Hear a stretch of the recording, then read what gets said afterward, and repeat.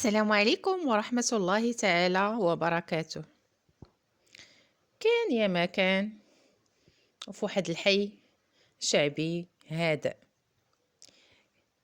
كانوا عايشين واحد جوج أمهات، جوج جارات مختلفات في كل شيء إلا في حاجة وحدة: القلب ديال الأم. يعني كونهم عندهم وليداتهم كيربيوهم، نشوفوا الطريقة باش كيربيوهم. الأولى سميتها خديجة، مرة بسيطة، راجلها كان خدام في البني، مرة كيطيح عنده الخدمة، مرة كتكون مزيانة. خديجة كانوا عندها 3 ديال الوليدات، جوج ديال الوليدات وبنية. الحياة ديالها ما كانتش سهلة، ولكن دائما كانت كتقول الله ما كيعطي شي حاجة حتى كيعطي معاها الصبر. يعني كانت كتآمن بالصبر وكانت صبورة. خديجة كانت كتفيق بكري، كتوجد الفطور، كتعاون وليداتها في القراية، وحتى إلا تعصبوا ولا غلطوا يعني كتشد في خاطرها، ما كتبينش ليهم. وكتقول ديما راه ولدي صغير خاصو يفهم، ماشي خاصو يتقمع، يعني ما نقمعهمش، خاصني. كانت عندها خاطرها واسعة. آه، كانت كتغلط بحال اي ام، ولكن صراحة كانت كتراجع بسرعة وكتعترف بالخطأ وكتصلحوا بواحد الكلمة زوينة مع وليداتها. الام الثانية يعني الجارة ديالها سميتها زهرة، كانت ظروفها شوية أحسن منها. يعني راجلها كان موظف، كان الدار ديالو، عندها جوج وليدات. الاختلاف اللي كتختلف على خديجة هو أن زهرة كانت عصبية وعصبية بزاف، يعني صارمة بزاف، يعني ما كتطيقش الغلط. ما خاصكش تغلط، وليداتها خاصهم ديما ما خاصهمش يغلطوا، الصوت ديالها ديما طالع وديما العصا قريبة ليدها. يعني كانت كتعامل العكس ديال خديجة مع الوليدات ديالها. يعني ديما كتقول لهم انا راني تربيت بالشده وخرجت مزيانه، وحتى وليداتي خصهم نفس الشيء. يعني هي الهدف ديالها انهم تصلحهم. يعني الا نقصوا غير شي حاجه تغوت، الا مثلا جاب داك الوالد ولا الاخر نقطه ناقصه خصها تضربه، الا جاوبها شي جواب ما عجبهاش خاصها تغوت عليه. وديما كانت يعني كتهضر مع الجاره ديالها وكتقول لها زعما انا هاد الصرامه اللي دايره انت حنينه، علاش حنينه بزاف؟ انا هاد الصرامه اللي دايره معاهم بغيتهم يخرجوا رجال، يعني ما يكونوش زعما الشخصيه ديالهم هابطه اولا الشخصيه ديالهم مدلوله، يعني على حسب الفهم ديالها هي. ايوا دازت الايام وجات الايام، وليدات خديجه كبروا شويه بشويه حتى كبروا. الولد الكبير كان كيغلط بعض المرات، ولكن كان كيرجع وكيعترف. البنت كانت كتخاف انها تغلط، يعني آه، ماشي انها خايفه من الام ديالها اللي تضربها، وانما خايفه ما بغاتش تجرح الام ديالها. والوليد الاخر يعني كان مزيان، ما كان عندها مزيان، يعني عندها 3 الوليدات. خديجه كانت كتعاون راسها بالدعاء، كانت كدعي لهم في الليل وكتبكي، ودائما كتقول يا ربي يعني غير ترضى عليا في هذه الامانه، يعني ان الوليدات امانه، يعني يكونوا صالحين. هذا الشيء اللي بغيت. اما في دار زهره يعني ما حد دوك الوليدات كيكبروا، وبالعكس يعني ولا داك ما بقاش صداع، ما بقاوش كيديروا البساله ولا الصمت كيخيم على ديك الدار. يعني ما بقاوش كاع كيهضروا، يعني حتى الا غلطوا كيخبيو على الام ديالهم الغلط او لا كيكذبوا عليها، حيت ولا داك الخوف سابق على داك الحب ديالها، لانهم غاديين يمشيو مثلا يصارحوها، هما خايفين منها، اما كيخبيوه واما كيكذبوا عليها. ايوا دازت الايام، واحد النهار جا ولد خديجه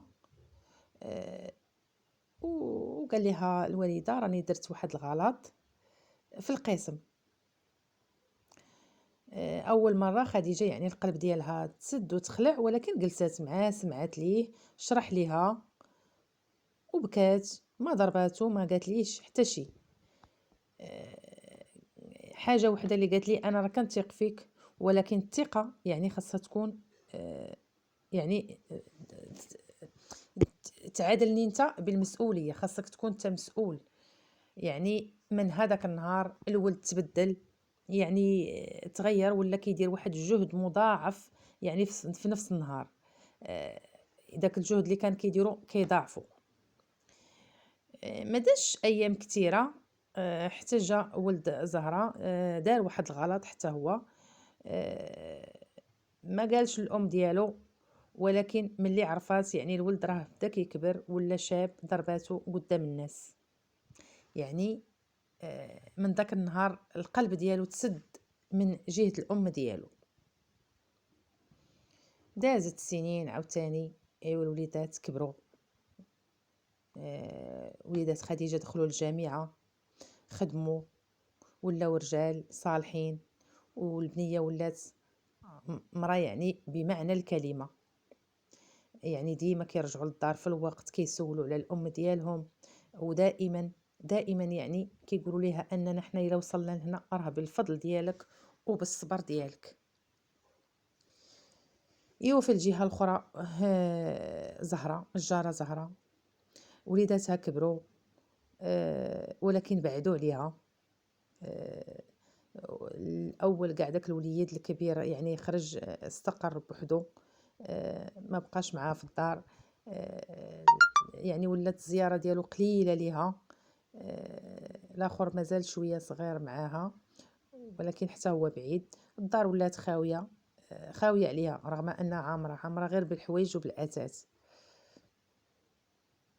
واحد النهار جات زهره عند خديجه وعيونها عامرين بالدموع. قالت ليها انا كنت كنحسب ان الشده نكون شديده مع ولادي وقاصحه هي التربيه، ولكن غلط، والصبر ديالك انتي هو اللي ربحك. انا استعجلت ولكن خسرت ولادي. خديجه شدت يدها وقالت لها مازال ما فات الوقت، القلب ديال الام راه ديما مفتوح. ايوا كانت هذه هي الحكايه اعزائي اللي اختاريت لكم اليوم. العبره منها او لا المغزى منها هو ان التربيه راه ماشي صراحه طريق سهل، لكن الصبر رغم انه كيوجع ولكن النتيجه ديالو كتكون زوينه. لكن الشده يعني كتسكت الولد في واحد السن، ولكن من بعد يعني ما كتبقاش صالحه، لان الشده ما كتربيش القلب. فكل ام صبوره راه كتزرع يعني كتزرع واحد النبته. مثلا كاين اللي كتزرع اليوم واحد النبته من بعد كتحصدها. يعني الله سبحانه وتعالى كيشهد علينا، يعني ان التعب ديال الام راه شاهد عليه الله، وما كيضيع ليها حتى دمعه. اعزائي والابناء، باش نكونوا عادلين وباش ما نظلموش يعني الامهات في هذه الحكايه. انا ما كنقولش راي ام راها شديده، راها ما حنيناش، او لا راها ما كتبغيش الوليدات ديالها. لا بالعكس، راها تقدر تكون حنينه اكثر من الاخرى، لكن الاخرى عارفه يعني فاهمه الحياه اكثر من ديك الام العصبيه. وما نساوش اننا في الحياه كاملين كنغلطوا، الام حتى هي كتغلط، ماشي حيت ما كتبغيش وليداتها، ولكن حيت كتخاف عليهم، حيت ربما كتخمم ان الشده راه هي الحل، وباللي مثلا داك الصوت العالي غادي يصلح دوك الوليدات، وهي ما كتحش انها بلا ما كتقصد يعني كتزرع الخوف فيهم بدل ديك الطمأنينة. ولكن خصنا نعرفوا حاجه وحده، ان قلب الام ديما عامر بالحب حتى اذا كانت الطريقه ديالها قاصحه. من جهه اخرى يعني الوليدات ملي كيكبروا خاصهم يعرفوا باللي ان امهاتهم ما كانوش كاملين، يعني الكمال لله سبحانه وتعالى، كانوا غير امهات كيحاولوا يديروا مثلا اللي شافوه. يعني هما كيشوفوا باللي ان ديك الطريقه في واحد الوقيته راه كانت نافعه، فخاصهم هما يبقاو يستمروا بها. ف التسامح يعني مع الأم، مثلا أن الأم يعني تكون متسامحة يكون أحسن، خصوصا في هذا العصر، لأن الوليدات ولاو يعني كيشدوا في خاطرهم بزاف. المهم رسالتنا اليوم الأمهات، وحتى أنا يعني كوني لينة، كوني يعني تكون عندك واحد الكلمة زوينة، لأن هذيك الكلمة كتوصل أكثر من العصا، والصبر كيبني، يعني ما كيهرش، كيبني. وبالمقابل الرسالة ديالنا للوليدات يعني أنهم يسامحوا ويحنوا على الأمهات ديالهم، حيت الأم حتى إلى غلطات راها ربات يعني، وسهرات وتعبات، واللي عطاتو بالقلب صراحة يعني ما كيتنساش.